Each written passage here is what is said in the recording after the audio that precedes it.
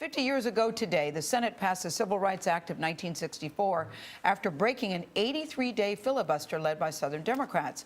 President Lyndon Johnson signed the landmark legislation. It prohibited discrimination on the basis of race, sex, religion, or national origin. The law came 8.5 years after Rosa Parks was arrested for refusing to give up her seat on the bus to a white passenger. The woman called the mother of the civil rights movement is the subject of a new children's book, I Am Rosa Parks. It's part of the series Ordinary People Change the World, showing historical heroes as kids. Best-selling author Brad Meltzer wrote the stories for his own children, and he's back at the table. Good to see you again, Brad. Always good to see you. I think first we should say I'm glad that you're a dad that likes shopping with his 8-year-old daughter, because this is where the idea all started. Yeah, you know, I was shopping with my daughter. Today's her birthday, so I have to say happy birthday to her. And all I would see were princesses. And I tell my kids all the time, I said, don't look at reality TV show stars and loudmouth athletes and think that that's a hero. I tell them all the time, that's fame. And being famous is very different than being a hero. So I said, I have so many better heroes for them. What if we did a line of children's books telling the stories, not just when they're famous, but telling them when they're kids. So you see them actually when they're little kids. And that's what we began. Because you said that's a key point, focusing on their childhood. Exactly. So we start I Am Rosa Parks. You see that this is a true story. When Rosa Parks was 11 years old, a boy on roller skates came zipping by and shoved her, knocked her down. Rosa Parks pops up, shoves him back. Now, the boy was white. Rosa Parks, of course, was black. And you didn't do that back then. So the mother of the boy comes racing over and says, I'll have you put in jail for the rest of your life. And now, you know, you're a little kid.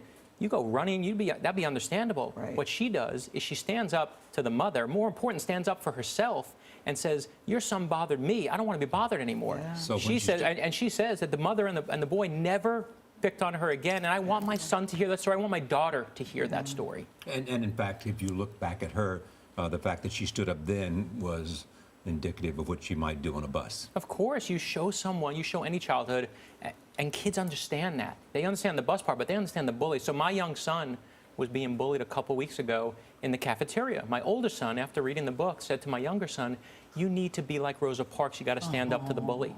Right. And my younger son said, I need to be like Rosa Parks. And I thought, oh my gosh, it's actually working. Yeah. I love these moral lessons. Yeah. And you know, you also wrote a book called I Am Abraham Lincoln. And of course, we've read Doris Kearns Goodwin's book. We know about Abraham Lincoln. But I didn't know this story about that when Abraham Lincoln was a little boy, that he came across some other boys who were putting hot coals on top of turtles. It's one of my favorite stories in there. I found it, and when Abraham Lincoln was 10 years old, he comes upon these turtles. He used to love animals. He races over. They're putting hot coals. They're torturing the turtles. Now, he has to figure out what to do in this moment. When you are a little kid or when you're 40 years old, sometimes it's hard to do the right thing, but someone has to. Yeah. And he, again, stands up right there and says, take the coals off the turtles.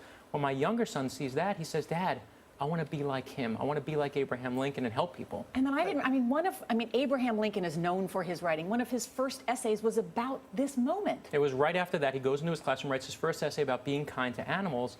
And again, to share those stories is, I always want to give my kids good lessons, but the best lessons you can give them is show them that it can really happen. Yeah. And that's where the book started. You know, this is my core belief. I believe ordinary people change the world. Yeah. I don't care where you went to school. I don't care how much money you make. That is nonsense to me. I believe in regular people and their ability to affect change in this world. And it's why I believe in an 11-year-old girl named Rosa Parks and a 10-year-old boy named Abraham Lincoln. So is a common theme here standing up to what you think is not right? Well, each book has a different lesson. So we did I Am Amelia Earhart is about knowing no bounds and doing what could never be done before.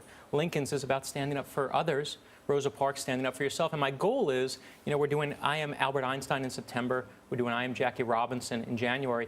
And the goal is to help parents and grandparents build a library of real heroes for their children.